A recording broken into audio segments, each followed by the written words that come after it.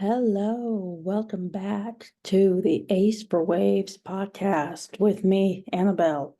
I'm finally getting caught up, and it's kind of early in the morning as I'm recording this. I wanted to try to put out something before classes, before my morning got busy. So it is 6:15 in the morning right now. I usually try to do these either in the afternoon on after classes or for weekends, try to do it like mid-morning to early afternoon. But I think that this is just the only time I'm gonna find today to put something out. And I know I've fallen behind schedule again, and that's kind of my fault. Like I said, I'm trying to make sure I'm focusing on my schoolwork because my semester in my first year here at university ends in May. We're getting to that point now where we're having to start thinking about, finals and final projects and pushing towards the last 5, 6 weeks of the semester. So that's kind of where my focus has been at the moment, but I'm doing episode 6 today. This is an episode that I wanted to try to put out before spring break, and spring break was 2 weeks ago. So I meant to do this 3 weeks ago. I had everything written up for it, but I just never really found the time to record and film. So that's what we're doing today. It's episode 6. I did episode 7 as a main episode, which was doing my final tier ranking of Big 12 basketball. I've started kind of writing out content for episode 8. I don't know if I'm going to do that this weekend because it is Easter. I want to celebrate the holiday with family, and I know other people celebrate Easter too. So give them time to kind of celebrate that, celebrate Jesus and him rising from the dead.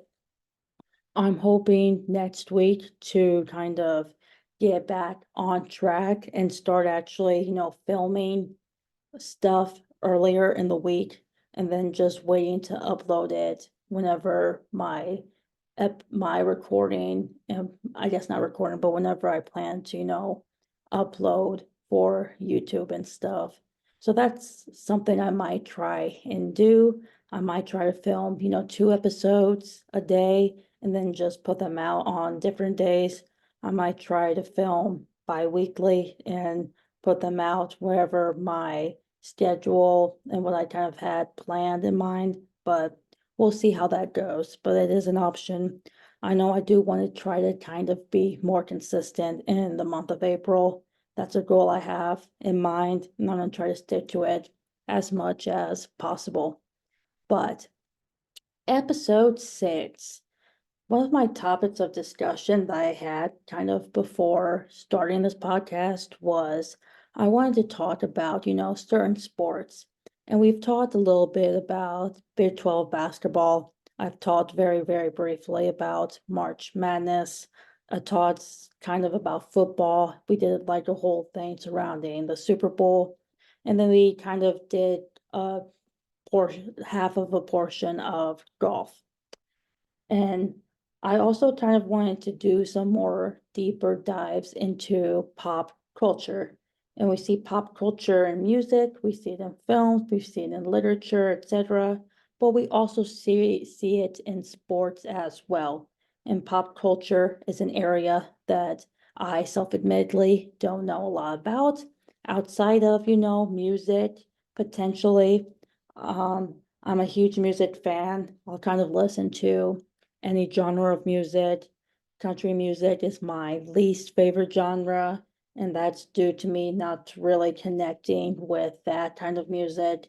And I like to be able to feel and grasp a story. I like to connect, and country music just doesn't do that for me personally, but it might to other people. So, and it's not a knock to country music or to the artists themselves. There are some fantastic country artists out there who are doing some really incredible things and putting out some really, really great songs. So that's not to discredit them, just a personal thing that I just don't really like to listen to country music. And the same could be said for me about sports. And I have like kind of particular criteria in my mind where I'm going to listen to these personal pieces of work someone put out for the world to see. And for sports, specific sports or more are kind of my area of expertise. I would say basketball is probably the one area that I have the most knowledge and the most experience in. I was never a basketball player. Both of my younger siblings were basketball players, started when they were 4 years old and continued. One is still playing right now in high school. The other played till his senior year.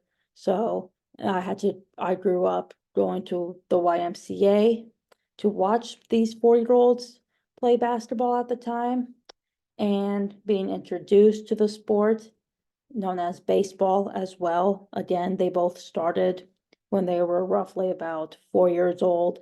So there's a 6-year age gap between me and the youngest, and then there's a 2-year age gap between me and the middle child. So a 8-year-old Annabelle at the time really did not know a single thing about any sport, about the sport, but I love the fact that I got introduced to it at the age that I did. So when I was 6, that was when my youngest brother was born. And when I was 8, my brother at the time would have been 6.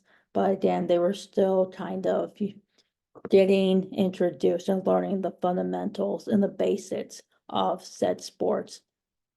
I wasn't obviously as an 8-year-old, you don't really leave an 8-year-old at home. So I had to go to these sporting events. I didn't have much of a great attention span, as you can probably guess with any 8-year-old kid, especially with like a girl going to see boys play sports. But I had stuff to keep me occupied and to keep me entertained. So I think it wasn't really until I was about 12 or 13 that I really started to fully understand certain sports such as basketball and baseball.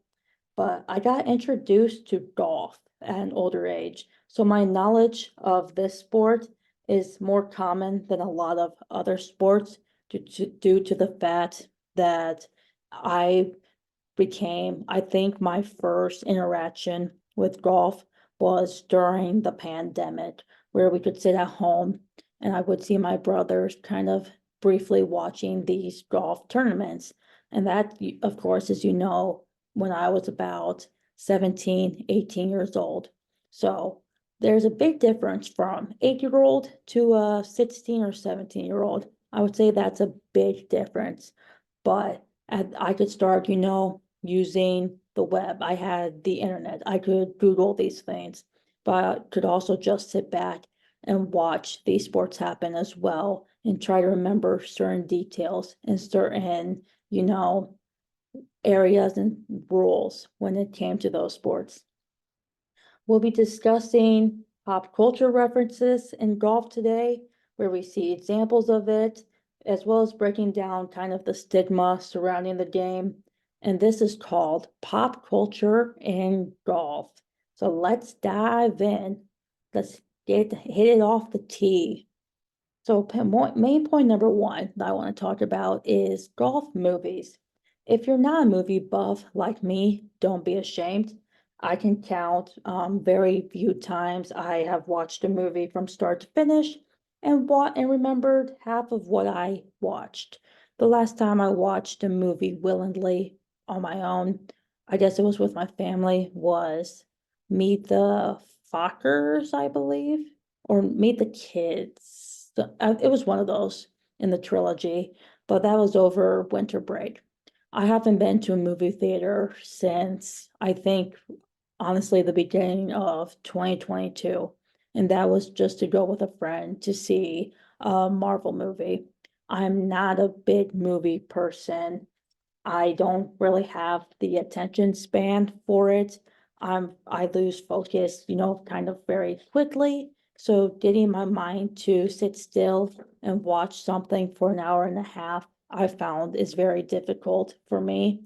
And I think that's what makes it harder for me to, sit through and pay attention to something. And I'm really drawn to films with great storytelling. There's a few films that I will watch over and over again for the cinematography, the storytelling, the visuals, just seeing it all come together. And going back to music for a second, I love stuff that makes me feel something. Um, we are all storytellers in our own lives, and whether we recognize that or not, we all have emotion that we like to let out. Every day we are telling a story to people just by basic hand gestures. You don't realize you're doing it, but using hand gestures is a symbol of nonverbal communication storytelling. You're not using words, but you're using gestures to convey something that is important to you. And a great display of verbal and nonverbal storytelling is in movies, where you see characters motioning with their body to get a point across. Movies help bring that storytelling to life. You can convey a story through your words, you can enunciate, and you can vocal what you're trying to speak. You could be speaking in a soft voice, you could be speaking in a loud voice, you could be speaking in a very monotone voice. I think voice acting is really key for trying to get emotion across and displaying emotion to the audience. But you also have to rely kind of on those hand gestures too. What are you doing? Or your body gestures as well. What does your body symbol look like? How might that look towards the audience watching you? How might it look to your fellow actors or actresses on these characters? So that's something I always kind of like to look out for. It's something that helps me it helps draw my attention to. It gets me engaged, focused, interested in that movie. Golf movies specifically rely on a lot of action, swinging a golf club, walking a course, hitting tee shots, etc., and go through the motions that a golfer might normally would do. So here's a golf movie. It's one of the more iconic golf movies. If you're a golf fan, you've probably seen it. If you're not a golf fan, you might have heard of this movie, Caddyshack. And Caddyshack is a film released in 1980, stars Bill Murray and Ted Knight. The genre leads more into the comedy realm, but it's a movie golf fans should watch as it is considered a classic golf film. I wasn't born in the 80s or 90s. I didn't see the movie when it first came out. However, it has stood the test of the time. Released to theaters on July 25th of 1980. It was an 80s movie, directed by Harold Ramis. They filmed scenes at the Rolling Hills Golf Club in Davie, Florida, because the director said that the course didn't have any palm trees and they wanted to feel like it was in the Midwest. So even though they filmed in Florida, the setting of the movie actually takes place in the Midwest. Caddyshack is rated R, and it's a little over 90 minutes. It's rated R for language, some word censors. I think it's also rated, it's a adult-driven film, but you're in for a laugh. And it's one of those movies that you'll never get really tired of watching. I recommend checking it out with, I think it's, again, for comedy, it's a great laugh. Is considered one of the more iconic golf films, but I think you could really learn something from it.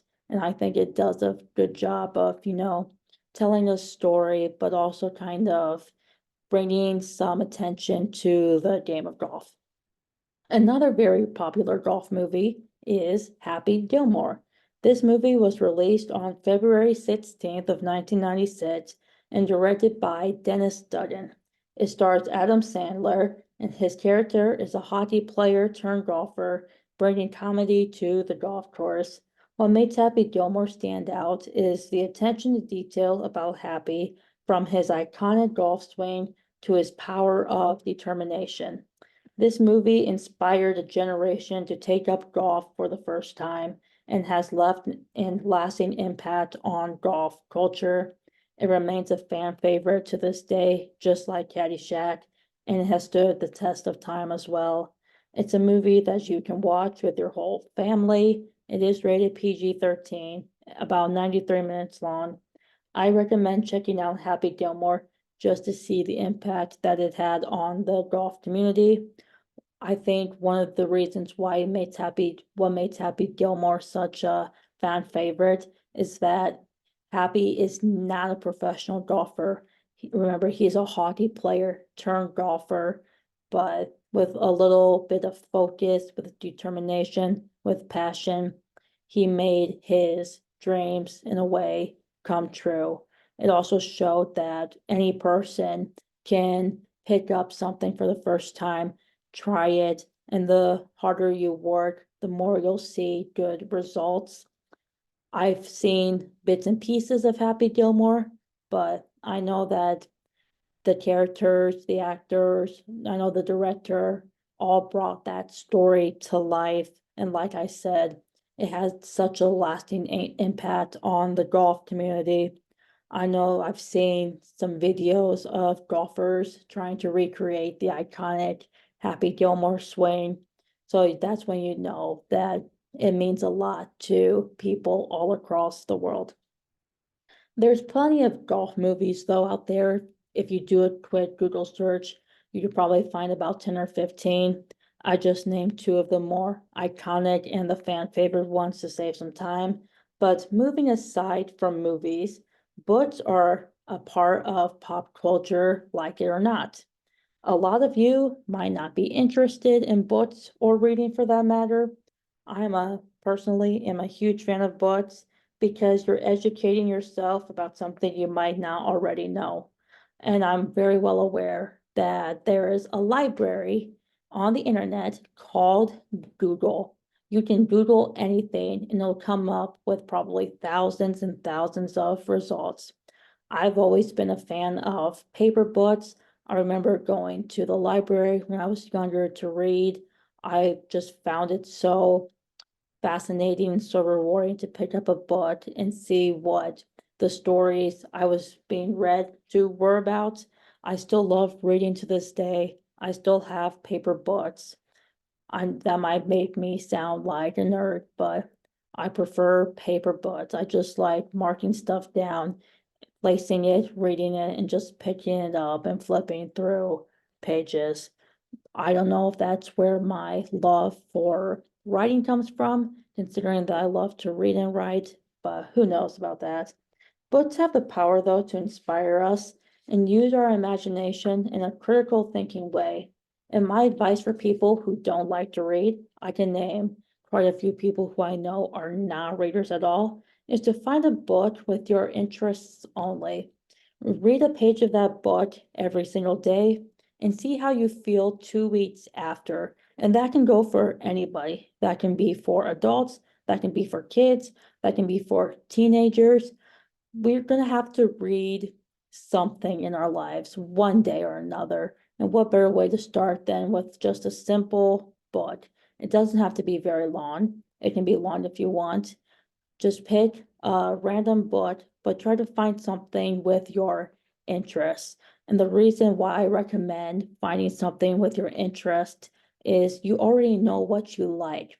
So if you know what you like, that should make it a bit more easier to be engaged and to be kind of aware and more dialed in on what you are reading. If you're, let's say you're a fan of mystery and you hate, I don't know, history, if you go to the library and pick up a book about the Civil War, chances are you're not going to read past the first chapter. You might just even stare at that book for 2 or 3 weeks. Try to find something that you are interested in. For me, my interest in college and towards the end of high school was true crime. So I have a bunch of true crime books that I have read. And those books I've found were the more interesting. I found those books were the ones where I just wanted to keep on reading, and I would always go back to them because I liked it so much. There are other books that I have read too that are outside of the true crime and the horror genre, but are still kind of stuff that I am interested in or stuff that I like. My brothers are not the readers, but I got them a golf book to read. I know that they have read a few pages of that. So that's my advice. If just start with one book and again, just read one page every day for 2 weeks and see how that goes. You can't really force someone into reading, especially when they don't like it. So start, with baby steps and then grow from there. Because I found that if you pressure someone into reading, they feel more obligated to pick up a book and they can get self-conscious very quickly. So encourage them to go at their own pace where they don't feel the need to rush or overwhelmed right away. Golf books can be factual, can be a fictional story, or can be a historical body of work. So here's a book. It's called The Greatest Game Ever. It's a true story of Francis Oymond, a young American golfer who competes in the 1913 US Open. The author is Mark Frost. This book dives into the world of golf while exploring themes of class, distinctions, and pursuit of greatness. 1913 was 111 years ago, guys. I know time swings by so fast, and you can find the book on Amazon. Another book is A Good Watch Spoiled, Days and Nights on the PGA Tour by John Feinstein. This book is a great book for fans of golf who are interested in learning more about the PGA Tour.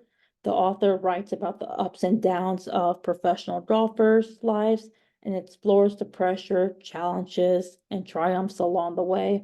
The PGA Tour is historic for golfers across the world and has been around for over 100 years. And golf fans know just how important the tour means to professional golfers playing golf at the highest possible level. I think we know very little about what goes on behind the scenes of the PGA Tour. And that is also true about the DP World Tour and Live Golf. A Good Watch Spoiled is a good read if you want to go inside the mind of a golfer. You can also find this book on Amazon. And I want to preface this by saying I haven't read any of these books. I looked at book reviews, but they are a massive part of pop culture, talking about books. There's books, there's movies, there's music, there's, film, there's TV shows. Pop culture can also include celebrities, it can include fashion, it could be magazines, radio. There's a whole entire branch of pop culture that we could talk about for days. But the last point I want to bring up, specifically pop culture and golf, is celebrity golf. And by celebrity golf, we're really talking about professional golfers. There are some really well-known names in the golf world. Tiger Woods, Phil Mickelson, Bubba Watson, Arnold Palmer, Jack Nicklaus come to mind when you think of some of the greatest golfers to ever course the planet and to ever come across the golf stage. There's some upcoming and rising talent in these young golfers. I've seen a few amateurs play this year, last year on the tour, and it excelled so brilliantly and stayed up to par with some of these more acclaimed golfers. Scotty Scheffler, the world #1 golfer at the moment, is taking the golf world by storm. It seems as if he's in contention to win every single tournament he's playing in.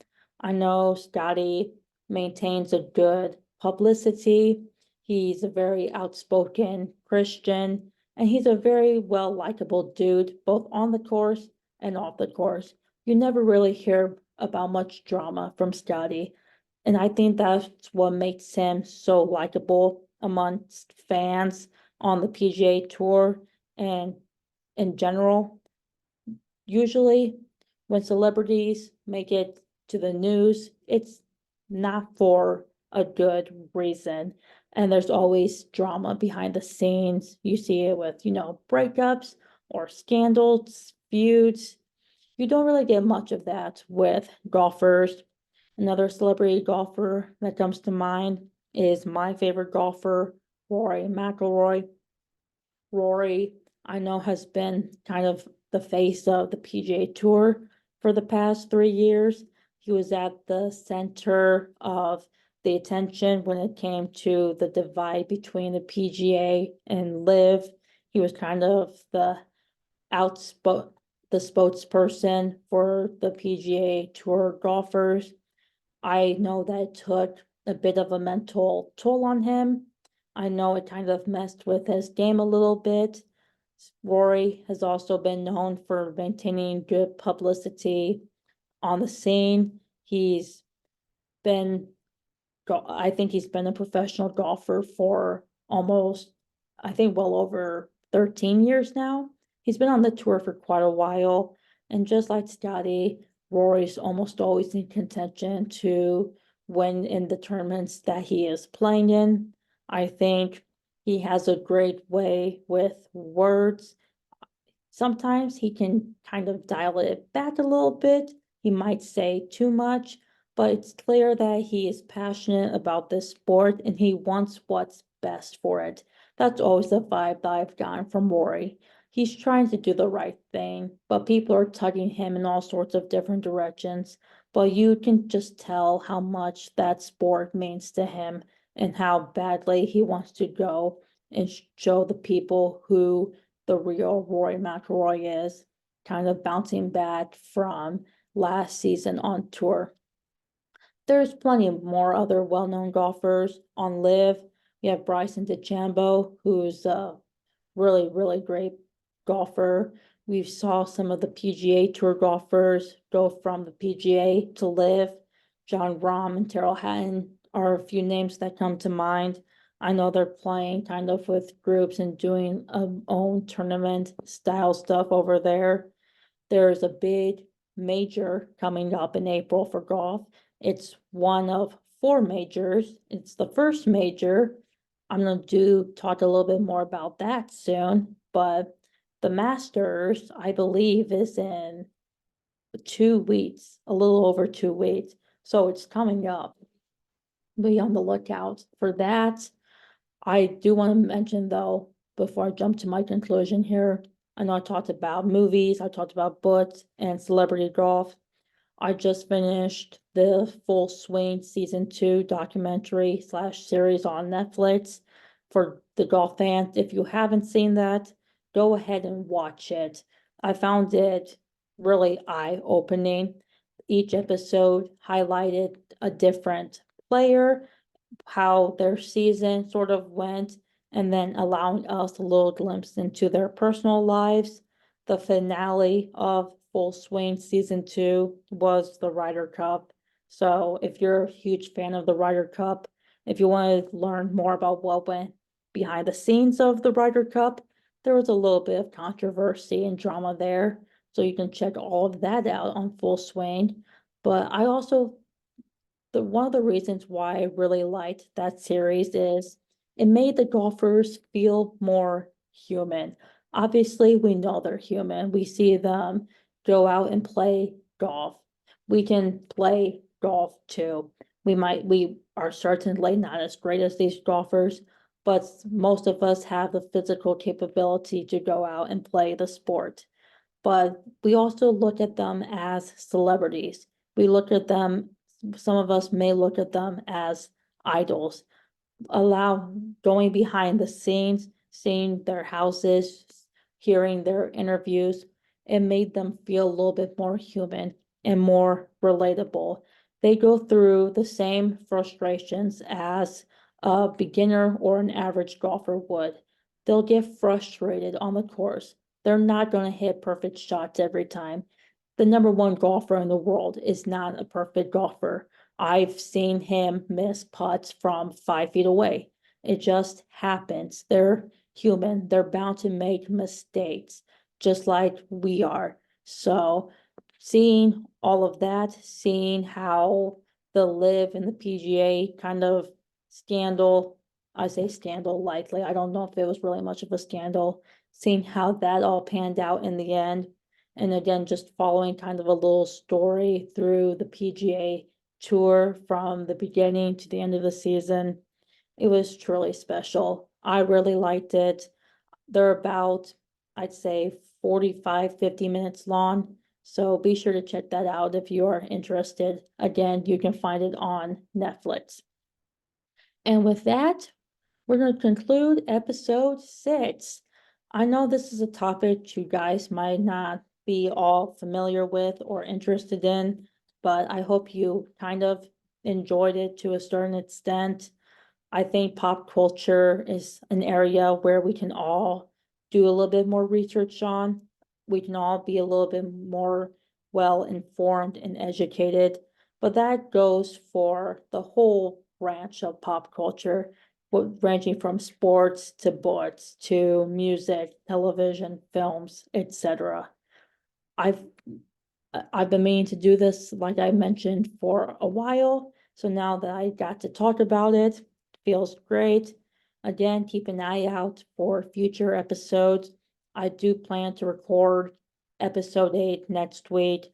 I have a few more other little segments and special things that I want to record and produce to write content for you guys. So keep an eye out for that. With that being said, you are listening to the Ace for Waves podcast with your host, Annabelle, and I'll see you guys real soon.